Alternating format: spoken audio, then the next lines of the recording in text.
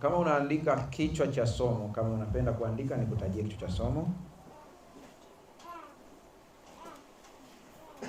Andika tumia mamlaka hii ya Yesu. Nimesemaje? Tumia mamlaka hii ya Yesu. Yeah. Tumia mamlaka hii ya Yesu.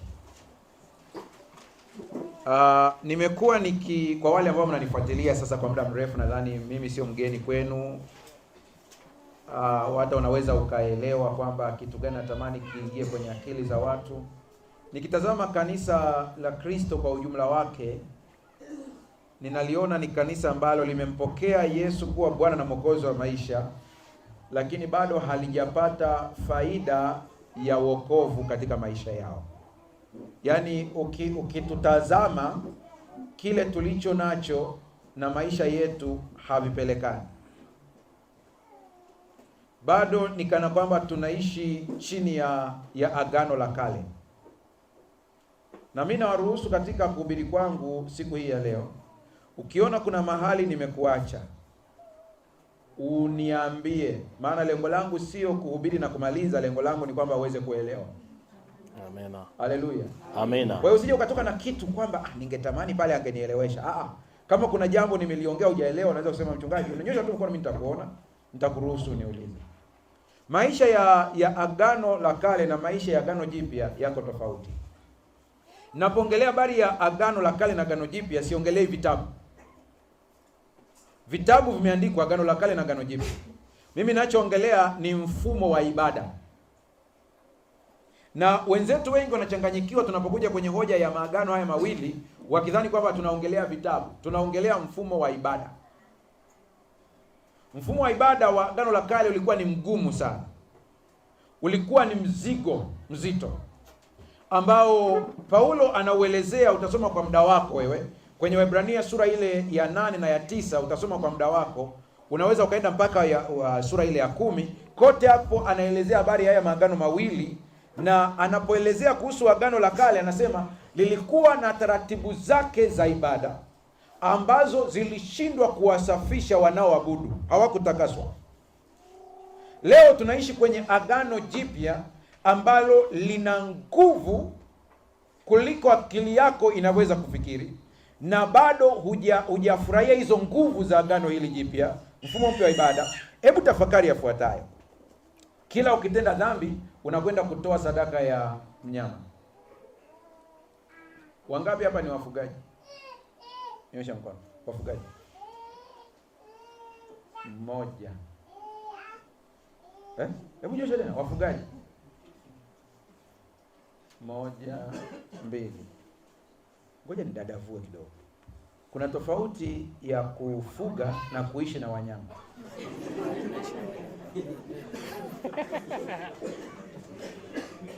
Sasa mimi natafuta wafugaji. Yaani usije ukanyosha mkono na ng'ombe 2, 3, 4, 5, wewe unaishi na wanyama.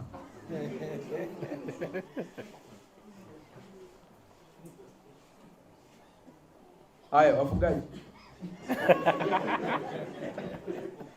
Hatuna hata mmoja. Umeona, hiyo tu inatosha kwamba ingekuwa tupo kwenye agano la kale, balaa na mikosi na kuandama, kwa sababu dhambi zako wewe mwenyewe unazijua. Sasa kila dhambi upeleke mnyama, iwe ni kondoo, iwe ni mbuzi, iwe ni njiwa. Lakini Mungu aliwa neema akashusha mpaka kuna level mtu anaambiwa kwamba anaweza akatoa hata unga. Ukikwama na kwambia hata kadivai huna, yote tu uweze kusamehewa dhambi zako. Lakini pia kulikuwa na sheria nyingi. Sura ya 9 ya Waebrania inazielezea zile sheria. Na kuna wengine mpaka leo wananiuliza maswali na unasema bado hawajaelewa tunaishi kwenye agano gani bado. Moja wapo, akina mama kuna wakati hawaruhusiwi kuja kwenye ibada. Mmenielewa? Lakini chini ya agano jipya wanakuja, maana tumetakaswa kwa damu ya Yesu Kristo. Haleluya. Amen. Ilikuwa ni agano gumu ambalo ilibidi tukombolewe kupitia Yesu Kristo. Siku ya Sabato kuna mwanamama mmoja alionekana anaokota kuni. Adhabu yake ilikuwa ni nini? Kifo. Pigwa mawe hapo. Niambie leo ingekuwa hiyo sheria, nyie mlioko hapa, hata maisha yenu wenyewe mnayajua.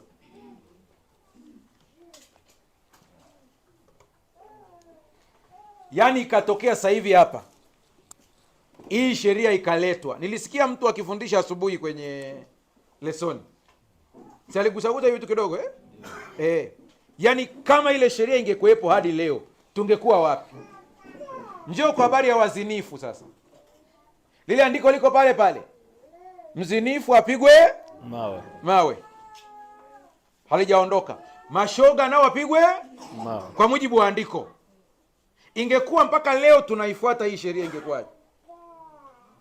Najua kuna mtu ananitazama sema, mchungaji, mimi hata hiyo isingenipata. Inawezekana we sio mzinifu kabisa, na ukubalia. Ila we sio mzinifu kwa vitendo vya nje, ila kwa moyo we ni mzinifu tu. Andiko linasema mtazamie mwanamke kwa jicho la kumtamani, amezini naye wapi? Moyoni mwake. Haya, tupitishe spirituometer hapa sasa hivi.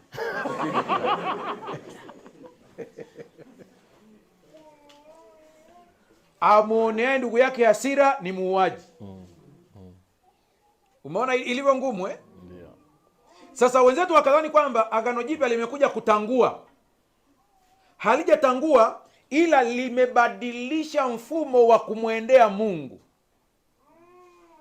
Dhambi iko pale pale, ila namna ya kuiondoa kwenye maisha yako ndio imebadilishwa.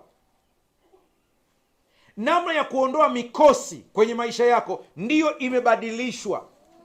Namna ya kuondoa balaa ambazo zinakuandama imebadilishwa. Kuna watu katika koo zao, familia zao, hawakai kwenye ndoa hadi uzeeni.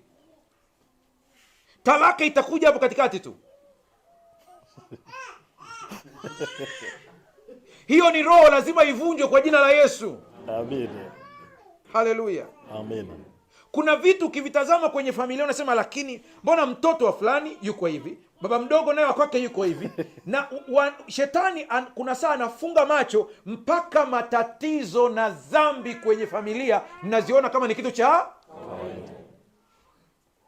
kwa maisha yanaenda mpaka atokee mmoja ambaye Mungu anamfungua macho, anambia hii habari ya kuzalia nyumbani hii sio kitu cha kawaida. Kuna roho inatembea hapa. Amen. Sio hali ya kawaida. Haiwezekani wote. Kuna wengine mnashangaa watu wenye jina la fulani, hao kuna kitu kinafanana karibia wote. Mungu hajatumba tuwe chini ya laana.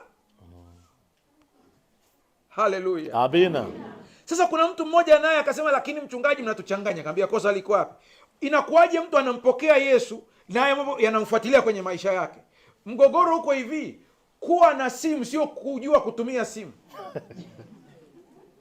Mshike mkono jirani yako, mwambie umeelewa au arudie. Umeipata hiyo mzee? Arudie.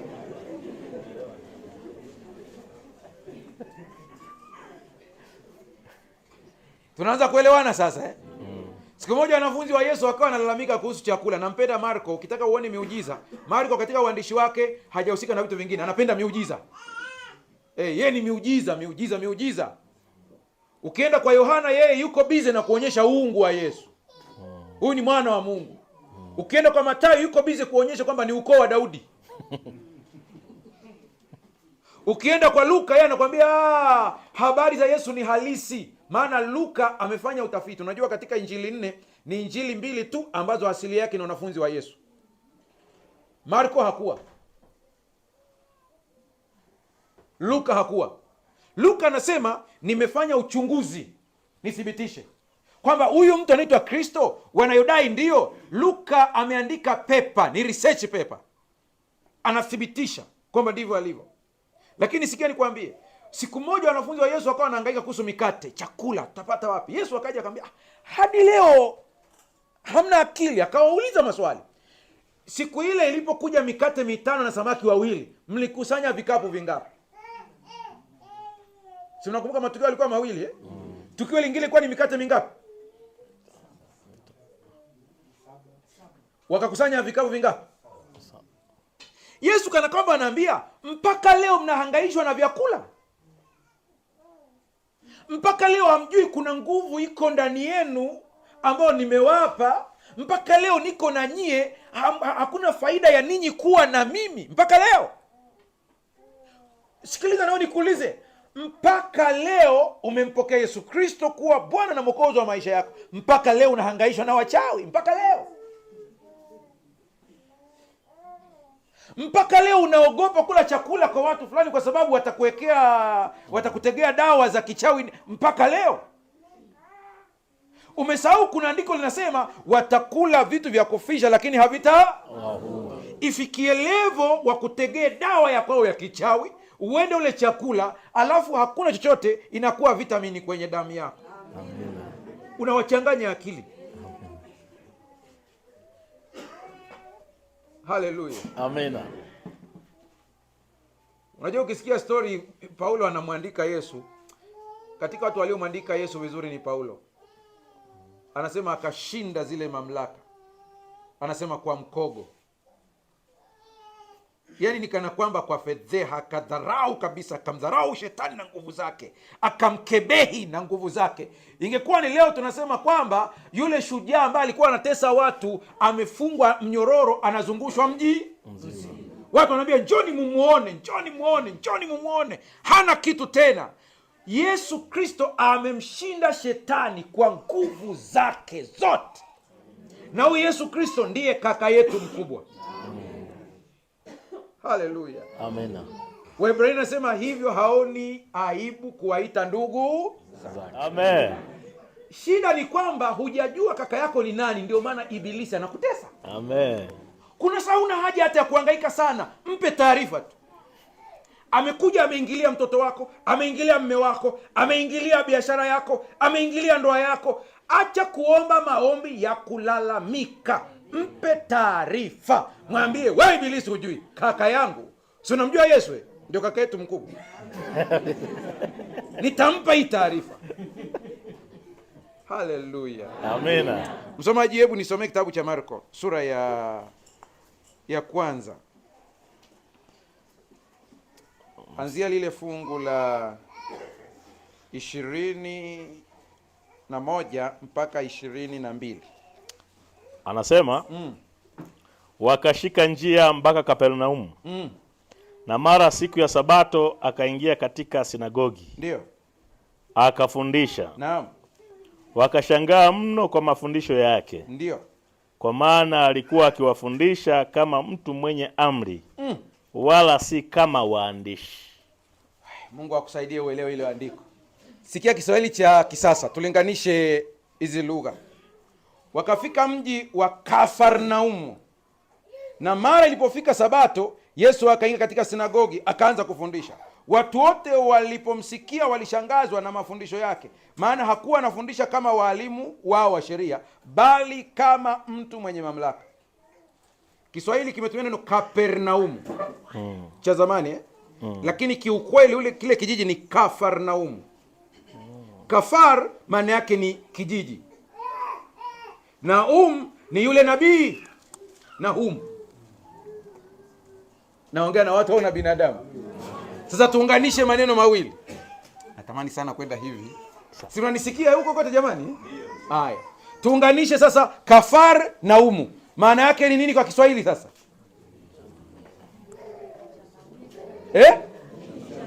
Kijiji cha nani? Cha Naum. Kwa hiyo nabii Naum alitokea wapi? Hapo. Hii kijiji kilikuwa kipo karibu sana na eneo la kibiashara. Walikuwa na hela watu wa hili eneo, walikuwa wako vizuri sana. Lakini kulikuwa na mchanganyiko wa watu kiasi kwamba maasi pia yalikuwa yako. Ndio sababu mahala fulani Yesu akasema itakuwa ni rahisi Sodoma na Gomora kuingia au kustahimili hukumu kuliko Kafarnaumu. Kwa nini?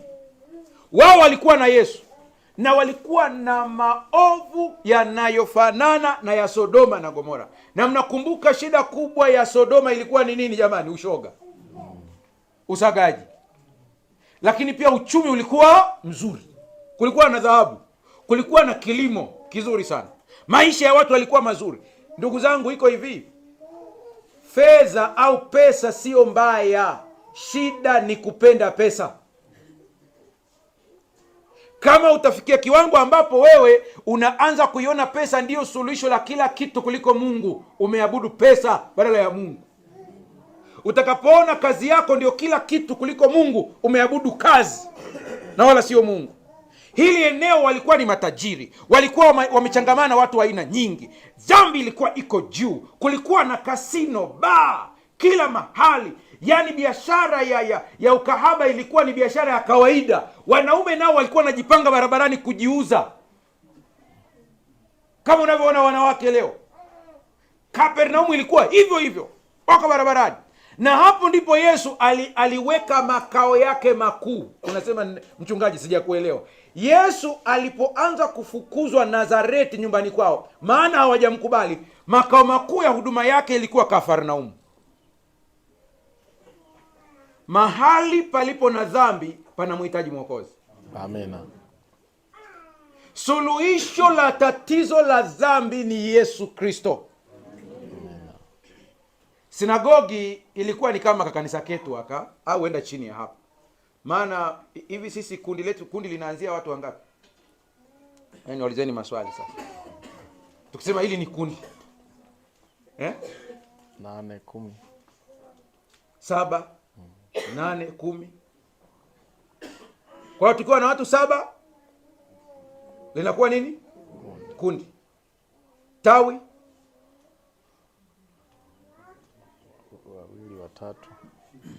3. Watatu. Tawi la shule ya Sabato. Watatu au wangapi? Mnaweza kuwa na familia hii moja ikawa tawi pia. Ili mjenge sinagogi lazima muwe watu kuanzia 10. Kwa hiyo visinagogi vilikuwa vingi. Watu 10 hapo, watu 10 hapo. Yesu akaenda sasa. Sikiliza maneno haya, Kiswahili cha kisasa ndio nakitumia hapa. Watu wote waliomsikia walishangazwa na mafundisho yake, maana hakuwa anafundisha kama walimu wao wa sheria, bali kama mtu mwenye mamlaka. Kule amesema kama mtu mwenye nini? Mwenye amri. Nadhani tuchukue zote mbili hizi.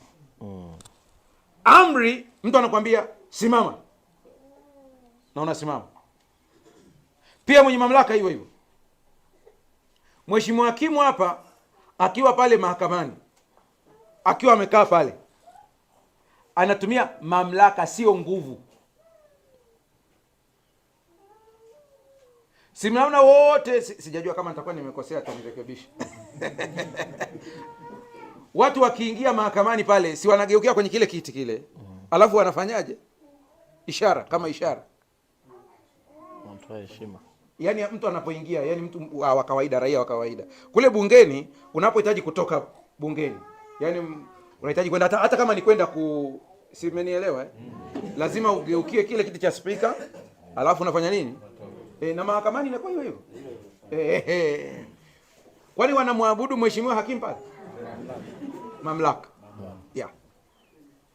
Umeona tofauti yake hiyo mamlaka. Na Yesu aliyokuwa anaongea akihutubia pale, waandishi wao walikuwa wanapenda kuwanukuu wasomi, marabi. Wakati huo kulikuwa na wasomi. Kwa hiyo akisimama anasema kwa mfano, natoa tu mfano. Sheria ya Sabato inasema tu siku sitafanya kazi. Utende mambo yako mangapi? Lakini siku ya 7 ni Sabato ya Bwana Mungu wako. Siku hiyo usifanye kazi yoyote, wewe wala mwana wako wala binti yako wala mjakazi wako wala nini jamani? wala mjakazi. Wanyama nao mmewakumbuka? Ndio. Kwa maana kwa siku 6 Bwana alifanya mbingu na nchi na bahari na vyote vilivyomo, akastarehe siku ya ngapi? Siku ya 7. Neno kazi yoyote, neno kazi, unajua maana yake ni nini? Kazi. Hawa wanasheria hawa wakiwa wamekaa pale, mheshimiwa hakimu kazi yake ni kusikiliza wanavyobishana pande zote mbili ili baadaye atoe muongozo. Kwa mujibu wa sheria hapa iko ABC. Unajua wale wanasheria wanabishania nini? Wanasheria wanabishania maana ya maneno na tafsiri ya sheria.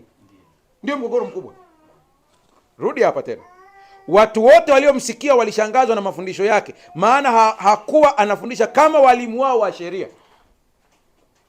mwanasheria yeyote ili awe nguli au ni mtaalamu wa kubishania. Sasa kwenye kesi kuna saa wanatazama kabisa, unakuta kwenye kipengele fulani hiyo sheria haisemi chochote. Wanachofanya ni nini? Wanaangalia hukumu iliyotolewa. Bwana, kesi kama hii ilitokea da kwa Fatuma binti Saidi. Jaji fulani akaihukumu hivi. Ina maana huyu mwanasheria ambaye anaongea hapa, ili amshawishi mheshimiwa hakimu, ile judgment ya yule mtu itumike kwa kesi ya hapa Kilolo.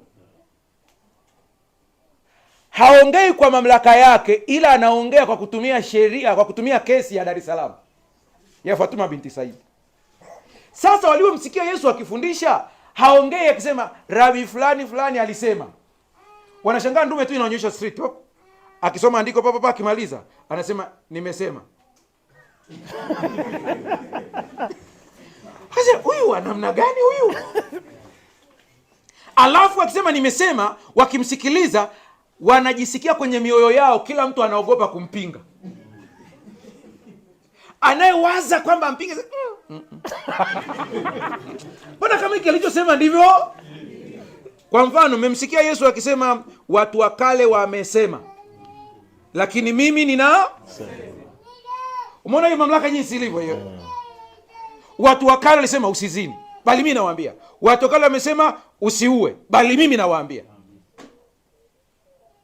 Siku ya Sabato wanafunzi wake wakawa wanavunja masuke. Jamaa wakaja sema sheria inakataa. Yesu akamwambia hamjasoma? Alafu kila kitu kiko wapi? Daudi alikula mikate, hamkumhukumu. Leo yuko aliye mkuu, basi mwana wa Adam ndiye bwana wa nani? Kwa Sabato. Yaani mimi ndio bosi wa hiyo Sabato yetu. Mungu atusaidie sana. Amina. Alikuwa anaongea kwa mamlaka, kwa amri. Akimwambia mtu kaa chini, kaa chini. Na uone hata kuna mwanasheria mmoja aliibuka akanyosha mkono. Hapo unajua umepindisha, kaa. Na akajikuta anafanya nini? Wewe hata baadaye mkimuuliza, hivi wewe umesoma sheria na ni nguli, imekuwaje umeambiwa na huyu jamaa ukae ambaye hata darasa la kwanza hajafanya nini? Si unajua Yesu hakusoma kabisa wengine wanaweza kusema hakuwa msomi Yesu. Ndio hoja iliibuka nyumbani kwao. Asema amepataje kuyajua haya? Maana wanaenda shule tunajua na tunawaona wakienda. Huyu hatujamuona akienda shule, ila kusoma na kuandika anajua. Haleluya. Amina. Twende fungu la 23 nisomee ndugu yangu. 23. Anasema na mara palikuwapo ndani ya sinagogi lao mtu mwenye pepo mchafu. Endelea. Akapaza sauti akisema tuna nini nawe Yesu wa Nazareti? Je, umekuja kutuangamiza? Na kutambua nani? Endelea. Mtakatifu wa Mungu. Yesu akamkemea akisema fumba kinywa umtoke. Yule pepo mchafu akamtia kifafa akalia kwa sauti kuu. Ndio. Akamtoka. Endelea. Wakashangaa wote hata wakaulizana wakisema nini hii? Ni elimu mpya. Haya. Maana kwa uweza awaamuru hata pepo wachafu nao wamtii. Endelea kidogo. Habari zake zikaenea mara kote kote katika nchi zote kando kando ya Galilaya. Na mara walipotoka katika sinagogi walifika nyumbani kwa Simoni na Andrea. Naomba watu wote mnitazame sasa. Yesu yuko kwenye sinagogi. Anatoa hotuba. Mle ndani kuna mtu mwenye pepo. Nisikilize vizuri sana. Kuna wakati tunadhani ukiwa muumini huwezi kuvamiwa na pepo. naongea na watu wana binadamu. Na usije ukakariri kwamba kuwa na pepo ni lazima mtu ahangaike, aanguke chini, apige makelele. Unafikiri vibaya. Kuna mtu ana pepo hatapiga kelele na wala hataanguka, ila ana pepo. Mtu ambaye ana macho ya kiroho ndiye anayeweza akatazama akajua kuna kitu hakiko sawa. Sasa fikiria huyu mtu ana pepo na yuko wapi? Kanisa. Baadhi ya matatizo kwenye makanisa yetu ambayo wanasababisha watu ni matokeo ya nguvu za giza tunazoishi nazo kwenye makanisa. Na shetani anafurahia akiwa na mazingira ambayo hakutani na upinzani. Kwa hiyo anapenda akae hapo ajisikie vizuri. Mimi zamani, unajua mimi ni mzawa wa hili kanisa la Sabato. Nimezaliwa humu. Mama yangu mimi alikuwa ni mwinjilisti wa vitabu. Baba amekuwa mzee wa kanisa missionary kule Mwanza miaka na miaka. Mpaka sisi tukazaliwa huko. Nasema hivi kwa sababu kuna vitu nilikuwa siamini kwa kukuzwa katika usabato. Nilikuwa siamini ya kwamba mtu anaweza kuwa mchawi lakini bado anasali kanisani. Na hata nikisikia watu wakiongea mambo hayo nasema acheni kuongea mambo hayapo kwenye kanisa la Mungu. Hadi siku iliponikuta kwa macho. Nimeenda kwenye uamsho. Na hudumia watu wanakuja kwenye ofisi ya mchungaji. Mchungaji alikuwa ameenda, wameitwa wachungaji wote na kwenye conference yao waliitwa wachungaji wote. Kwa hiyo akanibakisha na mashemasi pale. Na hudumia watu kwenye maombi, counseling na maombi ya mtu mmoja mmoja. Sasa mashemasi walikuwa wako wawili. Akiingia mtu wa kike anakuja na shemasi wa kike. Si mnaelewa eh? Maana tuko duniani hapa. Mtu anaweza kapiga kelele hapo nimebakwa. Mpaka uelezee kwamba jamani alijiangusha tu.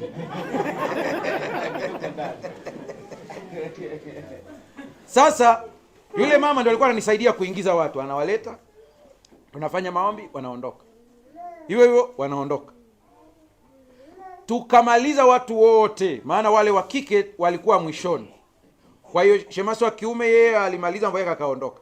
Mwishoni huduma imeisha kabisa. Kaambia mama sasa, hebu tuombe tumshukuru Mungu maana huduma imeenda vizuri ili baadaye tuje kwenye kipindi cha uamsho. Amekaa na mimi nimekaa. Mimi sio katika zile itikadi kwamba lazima kila ombi lazima upige nini? Magoti. Unaweza ukapiga magoti, unaweza ukasimama, inategemea Mungu atakavyo kuongoza. Yote yanafanyika. Kwa hiyo wakati amekaa pale na mimi nimekaa. Sijui roho kwa nini alinisukuma tukaingia kwenye maombi ya kukaa. Tunafanya maombi pale na tunamshukuru Mungu. Katikati ya maombi kuna namna roho wa Mungu ananisukuma kuombea nguvu za giza kwenye lile kanisa. Na ilikuwa ni kanisa ambalo lina shida, watu wanagombana, hawajengi, hakuna maendeleo, ni majungu. Huku kwenu hawapo watu wa namna hii. Sasa ndio sababu nilienda kwenye uamsho pale. Yaani hakuna kinachofanyika. Mwanzoni walikuwa ni wazuri. Jengo lao ni kubwa, liliishia tu sehemu fulani hivi, haliendi. Na watu wanaridhika kabisa. Rangi za awali paka zimechubuka, liko ovyo. Mkipanga kitu cha kimaendeleo tu. Hata mimi kukanyaga hapo kwenye uamsho ilikuwa ni tabu. Mchungaji mpya aliyekuja kama huyu ndiye akatumia kama kaubabe fulani hivi. Lakini watu wasema hatuna hela ya kubeba mgeni. Yani ni shida kabisa. Mpaka mwingine akatangulia kabisa, sija akanyaga pale akamwambia Mbaga akija hapa msimsikilize. Mshenzi kabisa huyo. Kwa hiyo akaongea maneno ya kunichafua kweli kweli.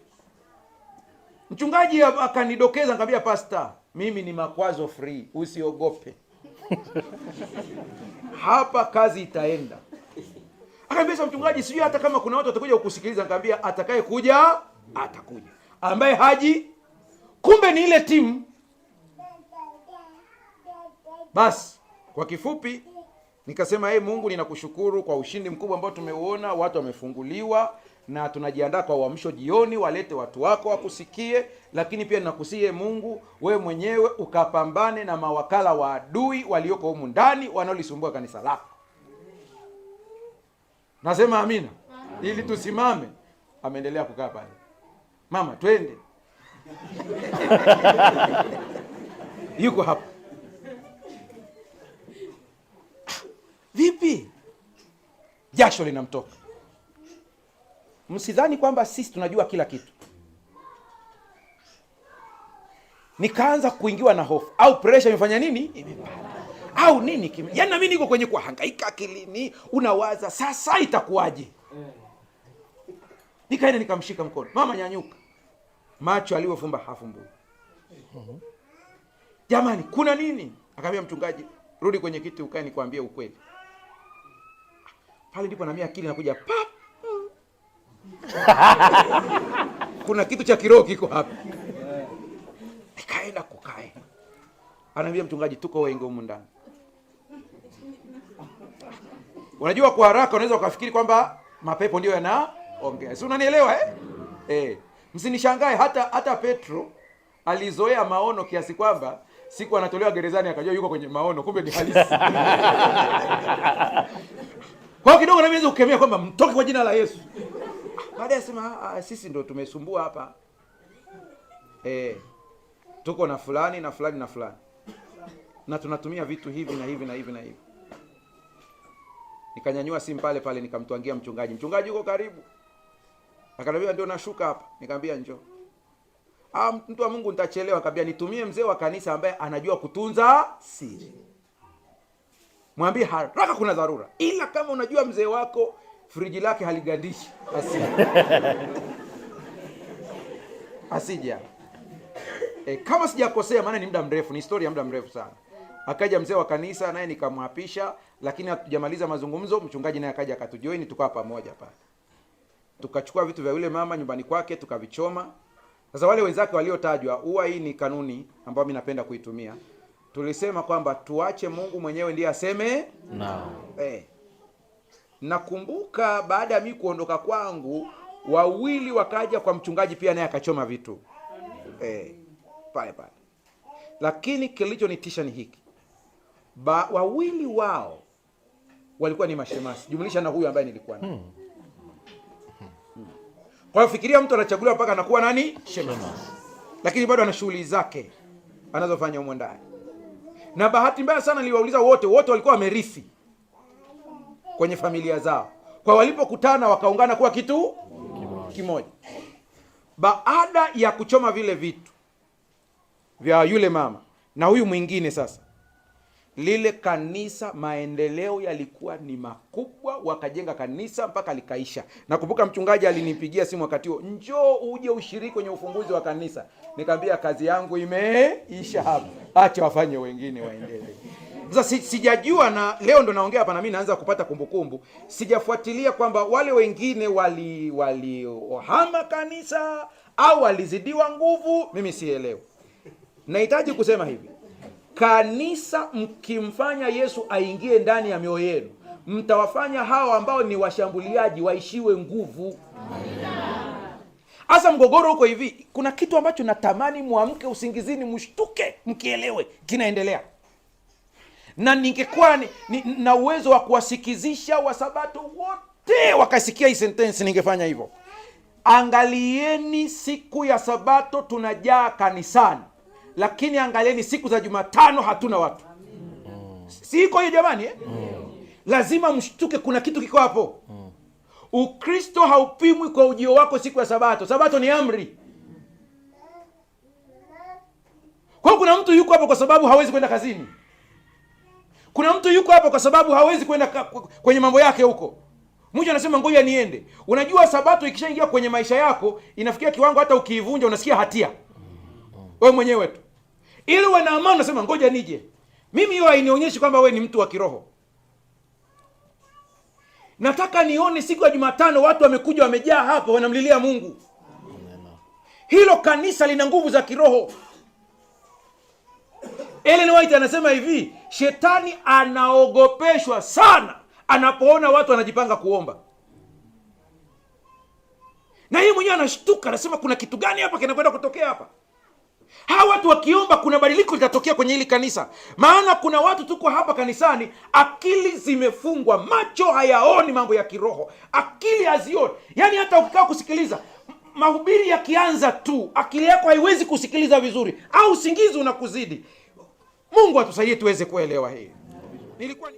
Mna habari, kuna vitu vinatendeka kwenye maisha yako, maisha ya kanisa, ambavyo ni vya kiroho ila tunachukulia kawaida. Niambieni, wakati Yesu ameingia kwenye ile sinagogi lao, yule mtu alikuwa na pepo. Kuna mtu alikuwa anajua kwamba kuna mtu mwenye pepo mle ndani? Na huyu mtu kwa nini Yesu anamsaidia? Ni kwa sababu kuna watu wengine wamefungwa na nguvu za giza, sio kwa hiari zao. Ndio maana hamtaki kuwalaumu, wala usimnyoshie kidole, maana hata wewe huenda umefungwa kwa namna nyingine lakini hujijui. Na kuna aina ya pepo ambao hawatamzuia mtu kuja kanisani. Atakuja kanisani vizuri. Wote wanahitaji kufunguliwa. Haleluya. Amen. Yesu alivyoongea, na ni kitu gani kimeshtua? Wakati ule wote yule mtu anakuja kusali, hapakuwa na namna ya kuonyesha kwamba kuna shambulio la kiroho mle ndani. Maisha yanaenda kama kawaida. Lakini Yesu anapoanza kufunua ukweli, ndipo hawa jamaa wanasema, tuna nini na wewe? Mlimsikia Yesu akemea pepo hapa hata mara ya kwanza? Yeye alikuwa anafundisha tu, anaongea tu, lakini anasema tuna nini na wewe? Ukiangalia lugha nyingine inatumia neno kwamba tuna biashara gani na wewe? Shetani hataki watu wajue ukweli. Na ukweli wa kwanza anaoogopa ni upi? Ni wewe kujitambua kwamba wewe ni mtoto wa Mungu na Yesu ni kaka yako. Hataki ujue hiyo. Wewe ni shahidi katika maisha yako. Hakuna wakati unaombea jambo alafu ukihitaji tu kupiga magoti kuombea jambo, cha kwanza kinachokuja akilini ni dhambi zako. Naongea na watu na binadamu. Na dhambi zako zikija, unaanza kuwaza kwamba maombi yangu hayatasikiwa kwa sababu ya dhambi zako. Na kuna mtu hapa unaweza kusema, lakini mchungaji, ndivyo andiko linavyosema. Nisikilize vizuri. Shetani anajua Biblia kuliko wewe. Wakati anamjaribu Yesu akisema imeandikwa, jitupe, maana atakuagizia malaika zake. Hilo andiko lipo kwenye Zaburi. Kwa hiyo mgogoro sio kunukuu andiko. Mgogoro ananukuu andiko kwa ajili ya jambo gani? Ni kweli kuna andiko linasema, lakini maovu yenu yamewafarikisha ninyi na Mungu, yamezuia uso wake msiuone. Ni kweli kuna andiko linasema, yeye ageuzaye sikio lake asisikie sheria, hata sala yake ni nini? Ni chukizo. Ni kweli, yapo, mimi sikatai. Lakini je, sio kweli? Umesikia andiko linasema kwenye Zaburi, anasema naye atakuagizia malaika zake wakushike, wala hutajikwaa nini? Mguu wako. Hilo andiko lipo halipo? Lakini Yesu amelikubali muda ule? Hapana, na akajibu kwa andiko, imeandikwa, usimjaribu Bwana Mungu wako. Sasa unasema, je, na mimi nahitaji kuomba na wazo limekuja, dhambi zangu za ukweli, na mimi naona kabisa zitazuia maombi yangu, ninamjibuje adui? Kuna andiko pia la kumjibu ili kummaliza. Haleluya. Dawa ya moto ni moto, na dawa ya andiko ni andiko, nalo liko hivi, dhambi zenu sitazikumbuka. Mjibu. Unapiga tu magoti anakuletea, we. Na wewe mjibu. Mwambie, kama mashariki na magharibi visivyokutana, na dhambi zenu sitazikumbuka tena. Nasema nimeyaweka maovu yao mbali nao. Haleluya. Yaani Mungu anavyokuangalia, hakuangalii katika sura ya uovu, anakuangalia katika sura ya mwanaye mpendwa Yesu Kristo. Anapokutazama, swali la kwanza unapoingia tu kuomba, swali la kwanza ni, mimi nikiingia kwenye maombi yangu, Mungu haulizi huyu anayeomba ni nani. Swali la kwanza tu ni kwamba, je, ana tiketi gani mkononi? Nasema imeandikwa damu ya Yesu, mwachieni aingie. Amen. Aje tuongee, aje. Amen. Haleluya. Amen. Shetani hataki mjue nguvu ya damu ya Yesu. Malaika waliasi, akatumwa nani kuja kuwafia? Wengine wamenijibu Yesu hapa.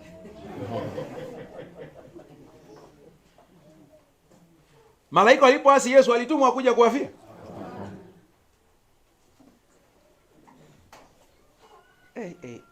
Mungu atusaidie tuelewe. Amen. Mwanadamu alipoasi, Yesu alikuja. Una habari wewe, malaika wanakuzidi nguvu na wepesi, ila wewe unawazidi cheo.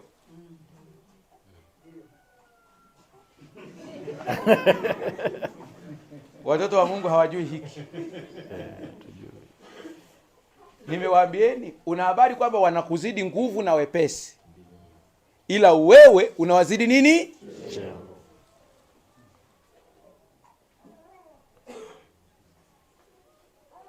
Mchungaji, bado. Hebu nikuulize swali. Ukiwa na kijana anayechunga ng'ombe pale nyumbani, alafu ikatokea kuna kazi ya kunyanyua gogo, kati ya wewe na yeye, nani ana nguvu za kunyanyua gogo? Kijana. Sio hivyo bwana? Lakini mwenye cheo pale nyumbani ni wewe. Bado haijaingia akili.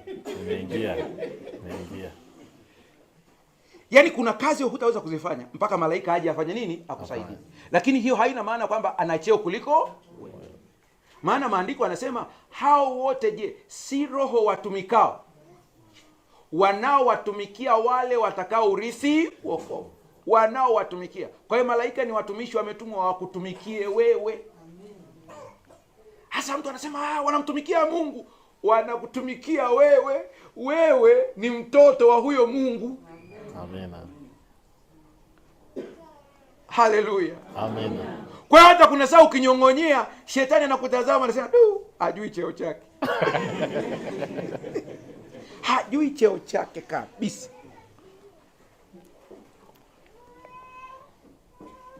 Eti leo kuna mtu hapa hawezi kukatiza kwenye njia inayopita makaburini ikifika saa 12. Naye amempokea Yesu kwa Bwana na Mwokozi wa maisha yake. Ninachotamani kuwajengea mnaonisikiliza ni hiki. Natamani muwe na ujasiri tunaopata kupitia Yesu Kristo. Na huu ndio ujasiri tulio nao kwake, ya kwamba tukiomba kitu sawa sawa na mapenzi yake, yeye anatusikia. Inapokuja kwenye hoja ya nguvu za giza kwenye maisha yako, usiulize mapenzi ya Mungu, maana yanajulikana tayari. Unasema ni yapi? Nimewapa mamlaka ya kukanyaga nyoka na nguvu zote za yule, wala hakuna kitakacho washinda. Umetoka pale nje kwako unakuta wamefunga vitu hapo, sijui cheusi na cheupe na nini, wameandika Kiarabu, unatazama. Leteni chumvi. Chumvi. Mwingine akamwaga chumvi, akamwaga, asema walisema na magadi. Yaani angalia kuna magadi kule. Andiko huku limesema nimewapa mamlaka ya kufanya nini?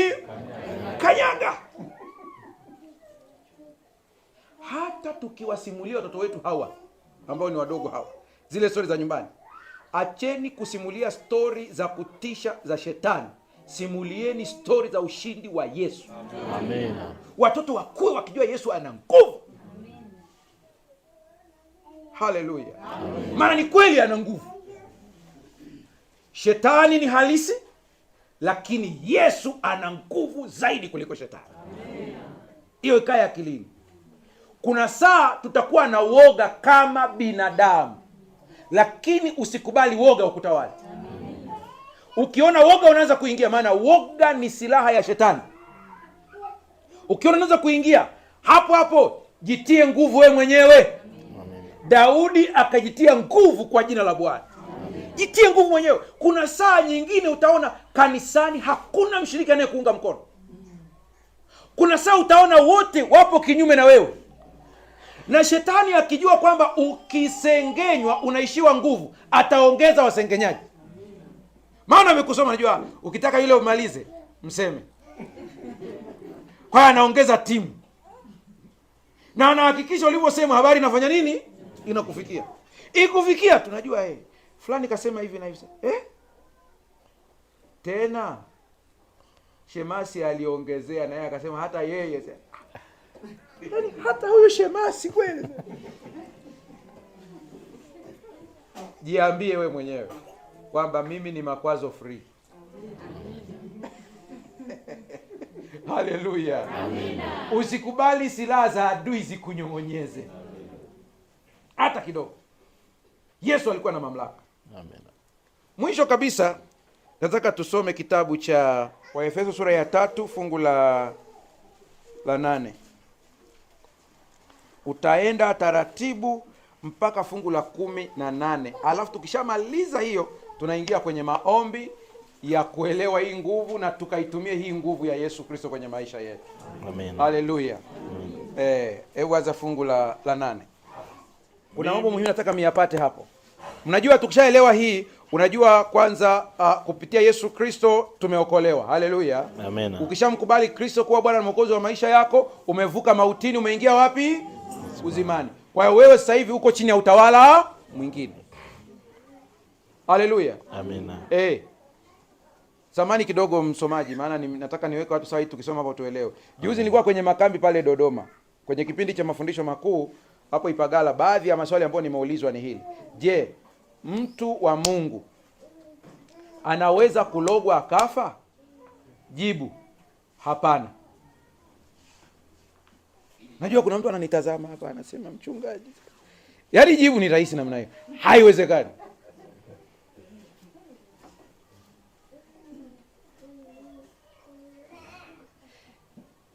Iko hivi, najua kuna watu walikufa kwenye mazingira ambayo yana utata, walikuwa ni wacha Mungu, na shetani akajichukulia utukufu, akaonyesha kwamba yeye ndiye amewaua hao watu. Kumbe tarehe zilifanya nini? Zilifika ili akujengee hofu. Tunaanza kuelewana sasa? Au unataka mpaka niwape ushahidi wa Biblia kabisa kwamba mtoto wa Mungu hawezi kuuawa na wachawi? Nikupe andiko? Kama unataka andiko nikupe pia.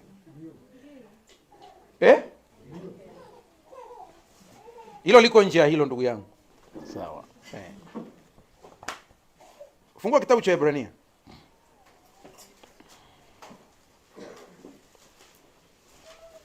Sura ya 2. Waebrania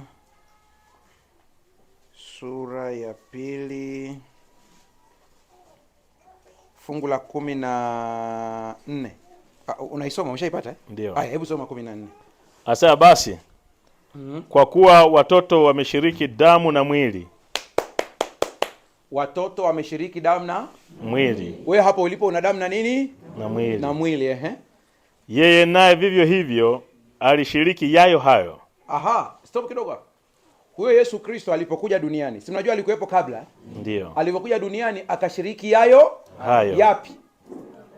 Damu na mwili. Na mwili. Kwa kama una damu na mwili, na yeye pia ana damu na mwili. Endelea. Ili kwa njia ya mauti amuharibu yeye aliyekuwa na nguvu za mauti. Yaani ili kwa njia ya nini? Ya mauti. Yaani kile kifo chake lengo ilikuwa ni kumharibu yeye aliyekuwa na nguvu za mauti. Yaani nani? Ibilisi. Kwa hiyo kabla ya Yesu kufa, nani alikuwa na nguvu ya mauti? Baada ya Yesu kufa, nani ana nguvu ya mauti na kuzimu? Yes. Ndiyo maana anasema hivi, ninao ufunguo. Haleluya. Amen. Yeye ndiye anashikilia nini sasa hivi?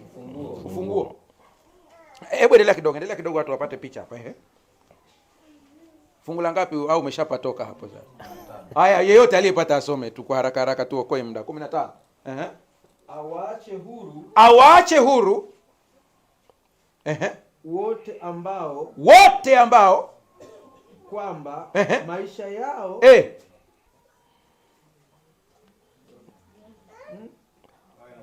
Waache huru wale ambao kwamba maisha yao yote kwa hofu ya mauti walikuwa katika hali ya utumwa. Rudia.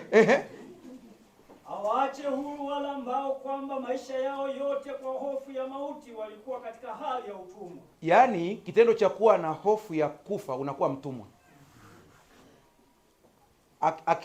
Akilia bundi useme bundi amelia. Umeona hiyo Sijajua huku kwenu na nyie mna hiyo. Si kule kwetu kuna style fulani mbwa akilia asema hicho kilio sio kabisa hivi. Na nyie ni hivyo hivyo Itabidi wahamishie tu kule sasa Umeona maisha yalivyo na hofu Ndio. Hofu ya utumwa. Yaani ya mauti inakufanya kuwa mtumwa. Unakuwa mwoga. Kuna saa tu unafika hivi kwa mfano kule Usambani. Kule Usambani na kule Upareni. Kuna watu fulani hivi akimwangalia tu mtoto wako jicho hivi. Yaani kama mtoto alivyoshikwa namna hiyo. Yaani inabidi wakati wa kumnyonyesha mtoto unafanya nini?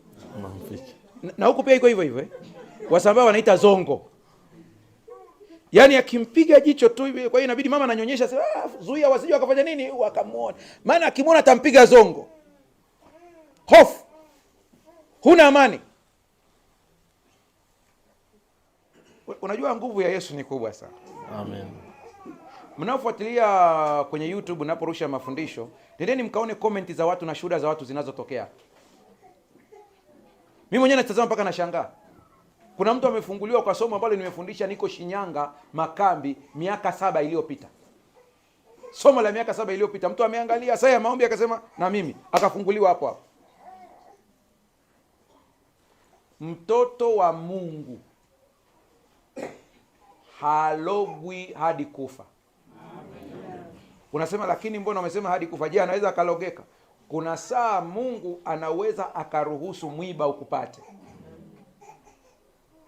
Tuko sawa sawa? Lakini hauwezi kuleta mauti. Na saa nyingine akiruhusu mwiba ukupate ni kwa sababu anahitaji ya kuamshe kiroho.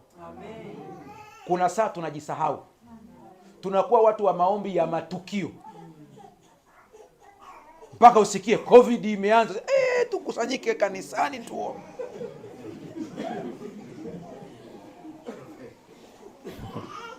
Kuna wakati tunafungulia milango ya adui kwa kutokujua kanuni za kiroho. Lakini hakuna pepo atakaye kuua. Hicho kitu hakipo.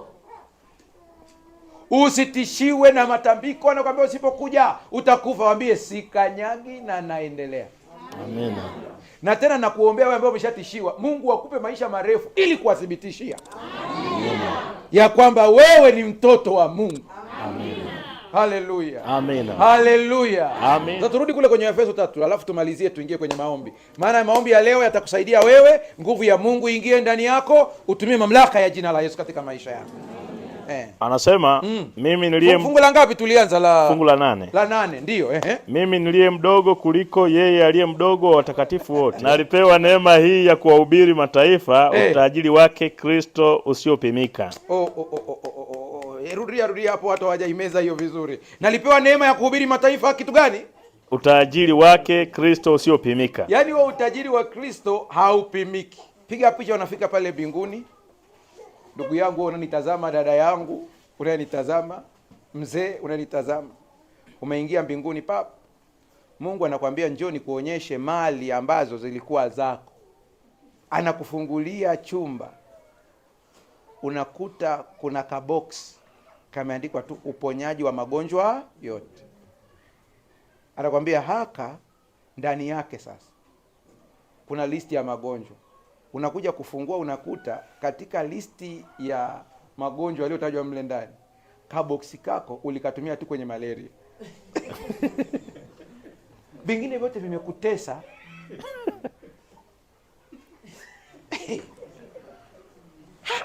Alafu nakwambia ngoja sasa nikupeleke kwingine. Na kwenda kukuonyesha baraka zako za kiuchumi. Na kwenda kukuonyesha amani niliyokuwa nimekupangia. Alafu unatazama maisha yako, video unaonyesha ulivyokuwa unaishi kwenye msongo. Mungu anakuambia nilikuwa tayari nimekuwekea amani hapa ipitayo fahamu za kibinadamu. Ila shida yako, akili yako uliamini akaunti yako ikiwa na hela nyingi ndio unakuwa na amani. Wakati mimi nilikuzuilia magonjwa. Hukutambua. Utatazama, uangalie lichumba limejaa vitu. Anakuambia vyote hivi kwa kuwa huku mbinguni havina kazi. Si hakuna magonjwa kule. Kwa hiyo hakuna sababu ya kuvitumia huku, maana huku wafanye nini? Havitumiki. Ilitakiwa uvitumie ukiwa kule. Basi. Mwisho unajikuta machozi yanafanya nini? Yanatoka. Ndipo andiko linatimia. Naye Yesu atafuta kila chozi.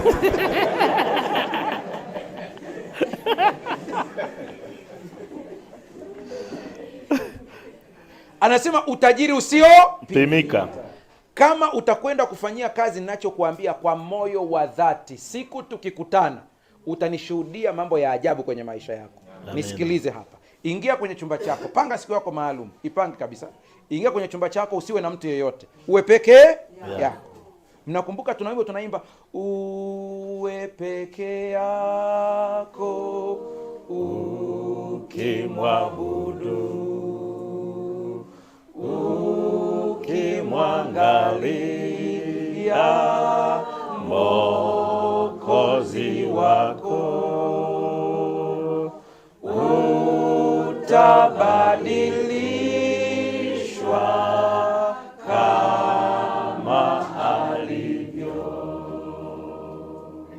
Ibada ya jumuiya haikufikii katika ile hali yako ya ndani.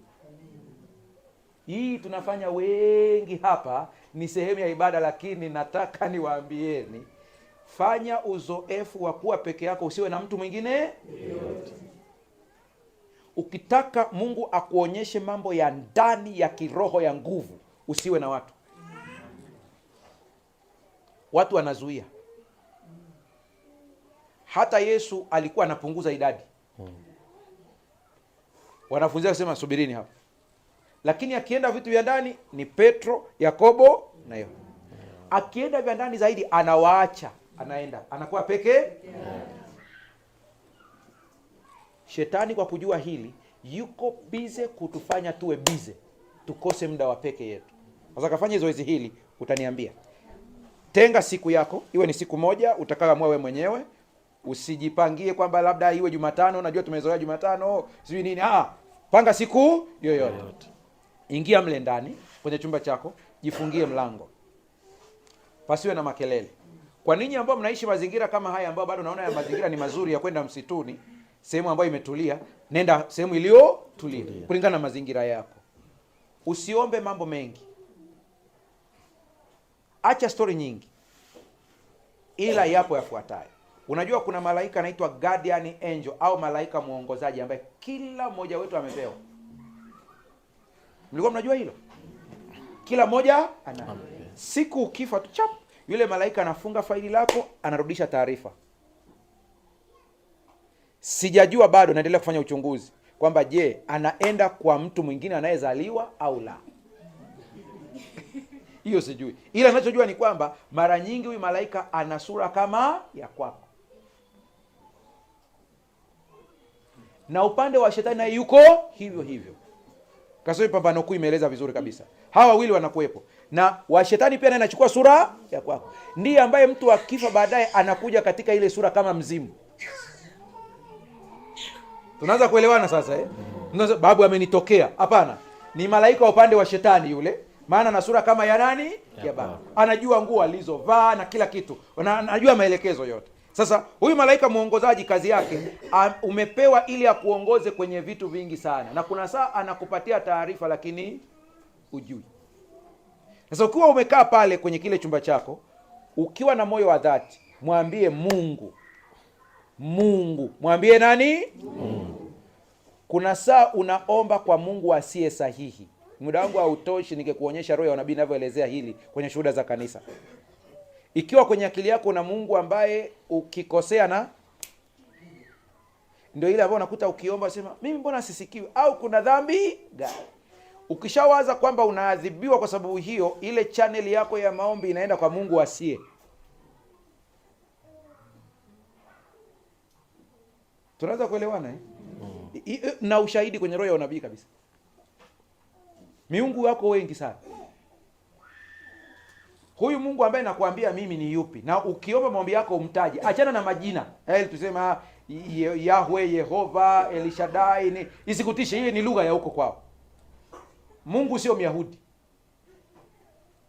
Yes. Yes. Huyu Mungu naye kuambia majina yasikutishe, ana sifa zake, ukizitaja inaenda straight kwake, maana hakuna mwenye hiyo sifa hiyo. Mimi mtu akiniletea koti la mzee Marekani nivae, linaingia kwenye mwili wangu?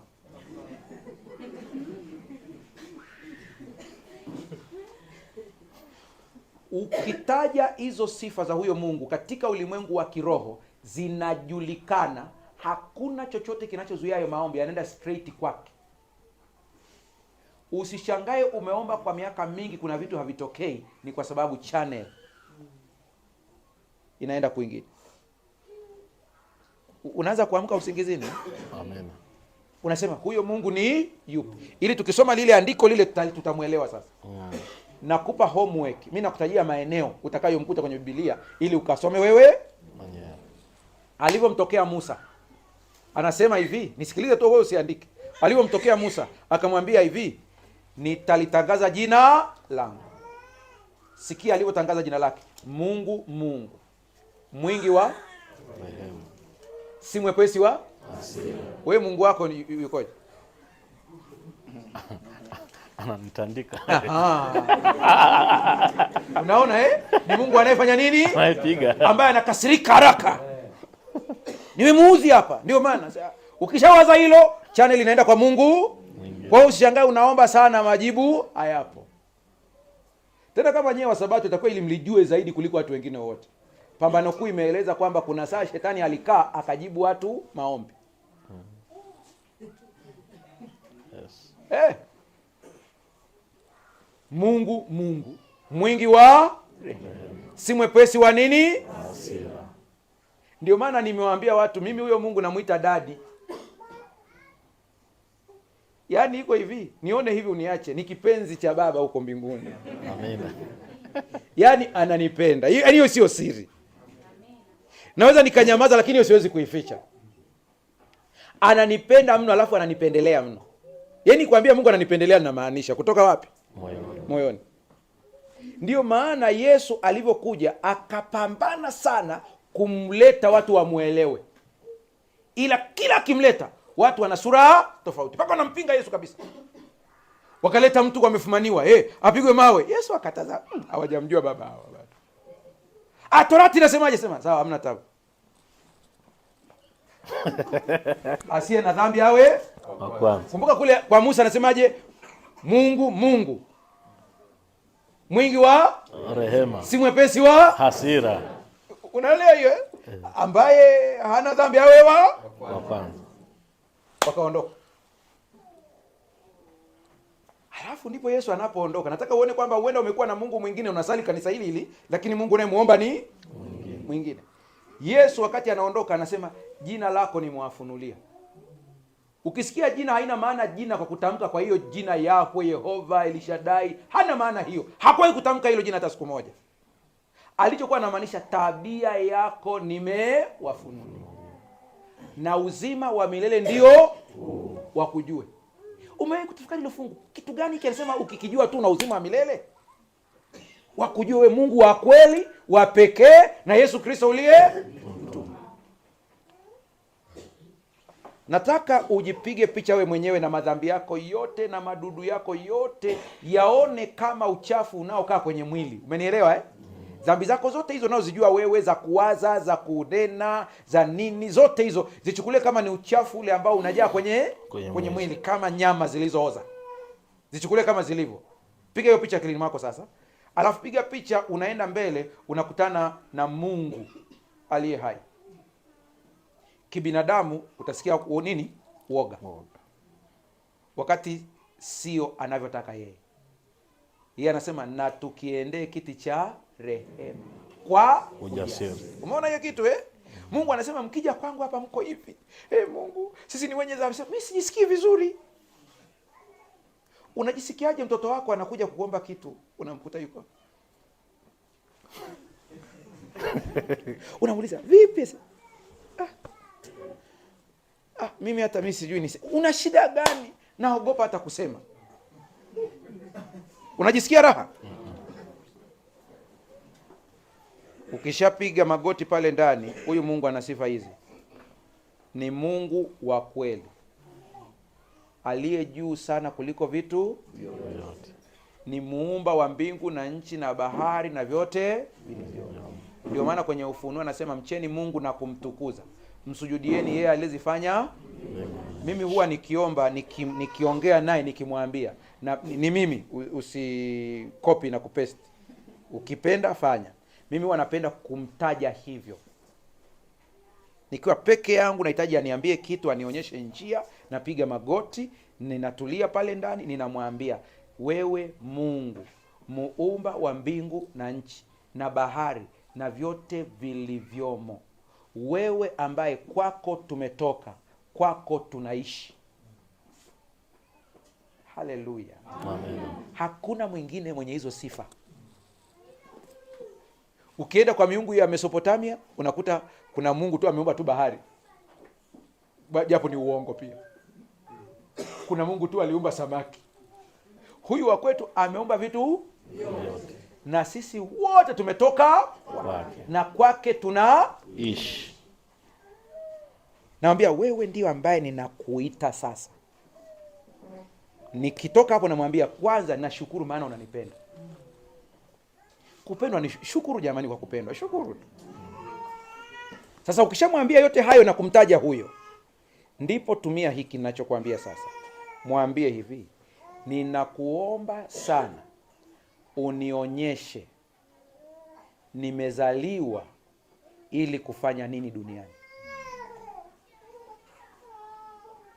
Hili rudia hili ombi angalau kwa wiki mara 2. Ninakuambia baada ya mwezi kuna mafunuo yatakuja juu ya maisha yako. Unajua kuna watu mpaka wanaingia kaburini hawajatimiza kusudi la kuzaliwa kwao. Litimize basi hata kama tu Samsoni ambaye alitimiza mwishoni. Alafu anatimiza, anafanya nini? Anakufa. Tuchukulie kuna kitu unahitaji kujua huko mbele. Mfanyabiashara, mwanafunzi, unasoma, una changamoto kwenye ndoa yako, unahitaji kujua. Tumia njia hii. Ingia chumbani mwako, mtaje huyu Mungu ambaye nakwambia habari zake. Kumbuka nimekwambia sifa zake ni muumba wa mbingu na nchi na vyote vilivyomo. Mtaje hivi kabisa. Mwambie, acha story nyingi. Unajua kwenye mambo tuna story mpaka unapoteza mwelekeo. Mwambie leo nimekuja kwako, nina mtoto ambaye akiwa darasa la kwanza alikuwa yuko vizuri. Unamwambia Mungu sasa, lakini amefika darasa la 6, tumefanya kila namna, anaporomoka kimasomo. Nimekuja nionyeshe njia, nifanyeje nimsaidie. Rudia hilo ombi, panga siku nyingine, rudia, mpelekee mambo mazito, na amini kabisa anakusikia. Amen. Paulo anasema hayuko mbali nasi. Shida wewe ukipiga magoti tunamuona kama yuko mbali. Tena kuna maombi tunaomba kabisa, wewe pekee ambaye umefunikwa na utukufu wako, huwezi kukaribiwa na kitu. Amesema yeye anaishi ndani yetu.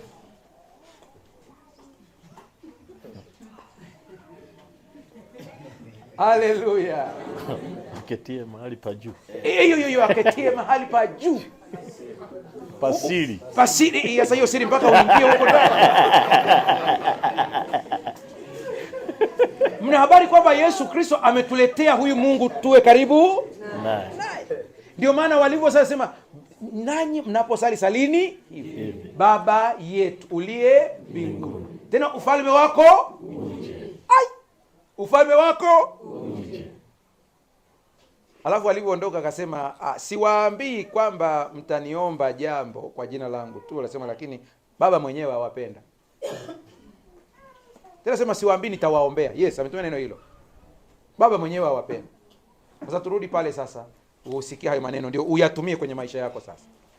Mstari wa 9. Ndio. Na kuangaza watu wote wajue habari za madaraka ya siri hiyo. Madaraka ya siri hiyo. Yesu ana madaraka yake, ambayo tangu zamani zote ilisitirika katika Mungu, ndio aliyeviumba vitu vyote.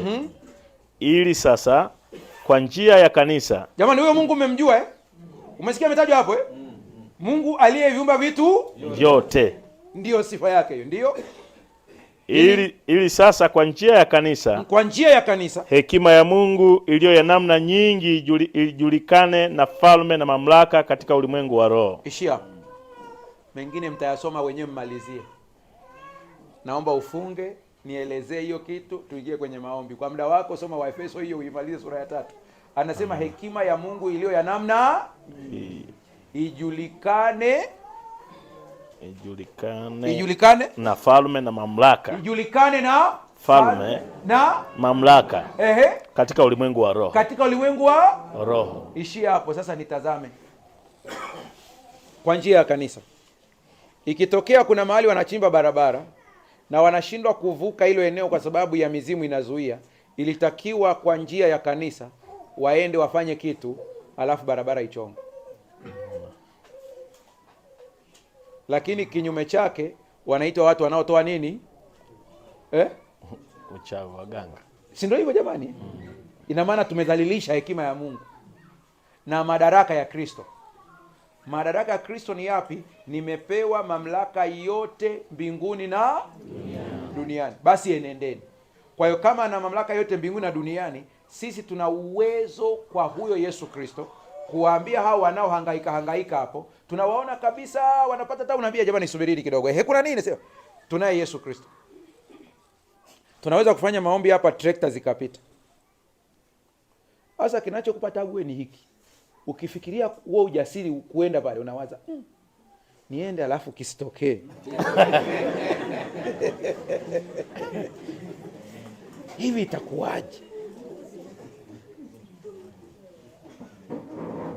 Jambo la kwanza, kutumia nguvu za Mungu katika maisha yetu ni zoezi endelevu. Lazima ulifanyie mazoezi. Na kwenye mazoezi kuna kupata na kukosea. Ila akili yako inatakiwa iwe kwenye imani ya Yesu Kristo na sio wewe. Haleluya. Amen. Kinachotuponza, narudia tena, kinachotuponza, tunataka vitu vitendeke ili tusifiwe sisi. Yes. Waseme, alikuja hapa mtu bwana. Hatutafuti utukufu wa Mungu. Nenda na utukufu wa Mungu, mambo yatatokea. Haleluya.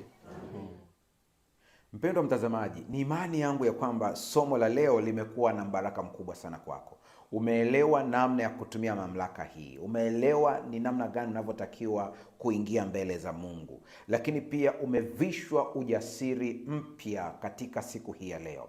Tunapoingia kwenye maombi, ni wakati sasa Mungu anakwenda kudhihirisha hiki ambacho tumejifunza kwa vitendo, ili uweze kuona ile nguvu ya kimeujiza ikifanya kazi katika maisha yako. Sasa hivi hapo ulipo, haijalishi upo kwenye mazingira gani, jiweke vizuri kwa ajili ya kukutana na Bwana. Na Bwana anakwenda kutenda jambo siku hii ya leo kwa ajili yako. Na kile ambacho Mungu anakwenda kukitenda, tafadhali usisite kushuhudia.